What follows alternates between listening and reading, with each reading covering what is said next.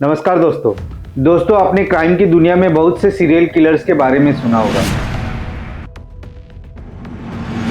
लेकिन आज मैं आपको भारत की एक ऐसी महिला सीरियल किलर के बारे में बताने जा रहा हूं जिसके कत्ल का मकसद आपको झकझोर के रख देगा।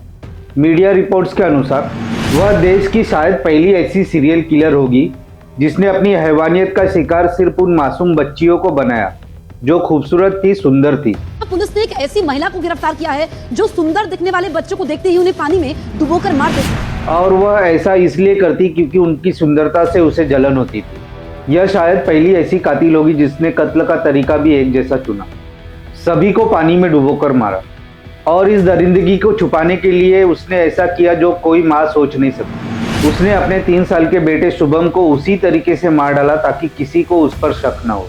और इसी शक से बचने के लिए उसने अपने ही 3 साल के बेटे शुभम को पानी में डुबोकर मार दिया। कौन है यह महिला?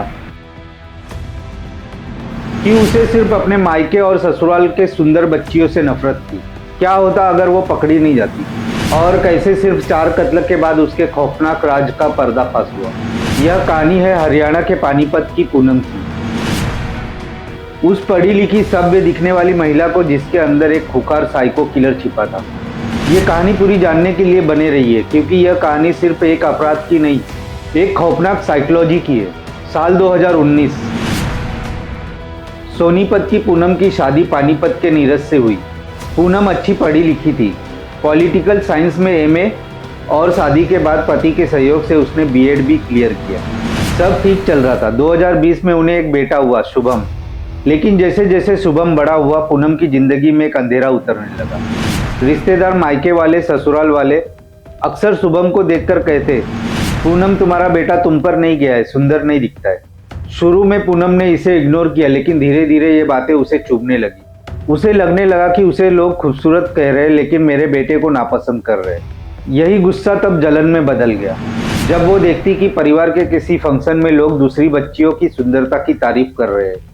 उसे लगा कि लोग उसके बेटे की सुंदरता को नकार कर दूसरों की बच्चियों को सुंदर बता रहे हैं। यह ईर्ष्या धीरे धीरे एक हैवानियत का रूप ले रही थी। और फिर आया वो खौफनाक दिन जब पूनम की इस जलन ने पहला शिकार किया।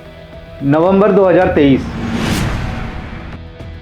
पूनम की ननद की 11 साल की बेटी इशिका छुट्टियों में उनके घर आई थी। इशिका बहुत सुंदर थी और जैसा कि होना था, लोग उसकी तारीफों की पुल बांधने लगे। पूनम के लिए यह बर्दाश्त के बाहर हो गया। जिस सुंदरता से उसे नफरत थी वो उसके अपने घर में मौजूद थी। एक रोज घर में कोई नहीं था, पति घर से बाहर था।